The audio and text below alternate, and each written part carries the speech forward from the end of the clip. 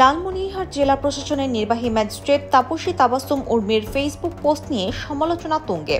সরকারি চাকরিজীবী হয়েও সম্প্রতি প্রধান উপদেষ্টাকে নিয়ে বিতর্কিত মন্তব্য করে আলোচনায় তিনি। অন্তর্বর্তী সরকার প্রধানের সমালোচনা করে ফেসবুক পোস্টে লেখেন, কাউন্টডাউন শুরু হয়ে গেছে আপনার মহাশয়। এছাড়া প্রধান উপদেষ্টাকে সাংবিধানিক ভিত্তিহীন অন্তর্বর্তী সরকারের প্রধান উপদেষ্টা বলেও সম্বোধন করেন তিনি।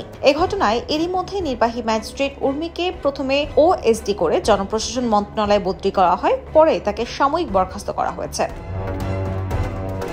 উর্মি শুধু প্রধান উপদেষ্টাকে নিয়েই লেখেননি, জুলাই আগস্ট বিপ্লবের বিপক্ষে অবস্থান নিয়েও ফেসবুকে স্ট্যাটাস দিয়েছেন সরকারি কর্মকর্তা। পুলিশের গুলিতে নিহত রংপুরের বেগম রোকেয়া বিশ্ববিদ্যালয়ের শিক্ষার্থী আবু সাইদকে সন্ত্রাসী আখ্যা দিয়ে ফেসবুকেও স্ট্যাটাস দিয়েছিলেন। এছাড়াও আবু সাইদ তার দলের লোকদের আঘাতে মারা গেছেন বলেও মন্তব্য করেন তিনি। তাকে নিয়ে যখন তুমুল আলোচনা, সে সময় উর্মি মন্তব্য করেন, জুলাইয়ে যা ঘটেছে সেটি এখনো মীমাংসিত সত্য নয়, কাজেই এই হত্যাকাণ্ডকে গণহত্যা মানতে নারাজ তিনি। তাকে প্রশ্ন করা হয়েছিল ডক্টর ইউনূসকে নিয়ে ফেসবুকে পোস্ট করেছিলেন, কিন্তু পরে সেই পোস্ট পাওয়া যাচ্ছে না। তিনি পোস্ট ডিলিট করেছেন কিনা আর এ বিষয়ে তার মন্তব্য কি? জবাবে তিনি বলেন, পোস্ট ডিলিট করিনি, অনলি মি করে রেখেছি। এই নিয়ে কিছু বলতে চাচ্ছি না, যা বলার তা পোস্টেই বলেছি।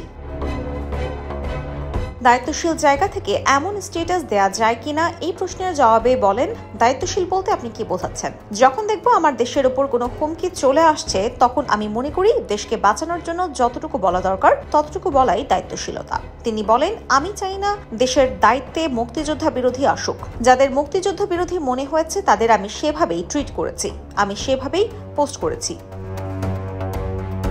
এ সময় পুনরায় প্রধান উপদেষ্টা ডক্টর ইউনূসের বক্তব্যের সমালোচনা করে বলেন, রিসেট বাটন পুশ করার মানে কি? অতীত মুছে ফেলার মানে কি? আমাদের মুক্তিযুদ্ধ মীমাংসিত সত্য, জাতির পিতা বঙ্গবন্ধু মীমাংসিত সত্য। আমার কাছে মনে হচ্ছে মুক্তিযুদ্ধ বিরোধীরা সরকারের সাথে আছে। এজন্য দেশ বাঁচানোর জন্য আমার যতটুকু দায়িত্বশীলতা ছিল ততটুকুই বলেছি। বলেন, আমি যদি এই পজিশনে না থাকতাম তাও একই পোস্টই দিতাম।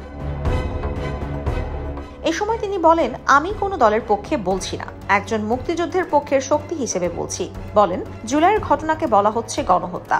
এসব তদন্ত সাপেক্ষ বিষয়, এটি এখনো মীমাংসিত সত্য নয়। এখন পর্যন্ত এটি প্রমাণিত হয়নি। প্রমাণিত হোক, তারপর দেখা যাবে। যেটা মীমাংসিত সত্য সেটি তো মুছে ফেলা যাবে না। তিনি জানান, দেশের নাগরিক হিসেবে মুক্তিযুদ্ধের চেতনাকে বাঁচিয়ে রাখতেই তিনি এই মন্তব্য করেছেন। মুক্তিযুদ্ধের পক্ষে কথা বলার জন্য তার চাকরি যদি চলেও যায় তাতে দুঃখ নেই বলেও মন্তব্য করেন তিনি। IBTV USA news desk.